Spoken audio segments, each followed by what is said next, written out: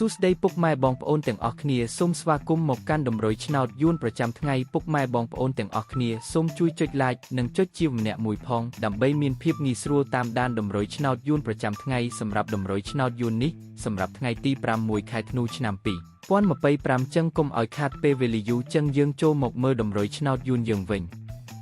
សម្រាប់តម្រុយពីលេខ admin មានលេខ53 84 39 52សម្រាប់ប៉ុស ABCD សម្រាប់លេខអូស admin មានពីរគ្រាប់គឺអូសខ្ទង់50និង80សម្រាប់តម្រុយ3លេខគឺ admin មាន3គ្រាប់ផងដែរគឺមានលេខ537គុណ390គុណ052គុណ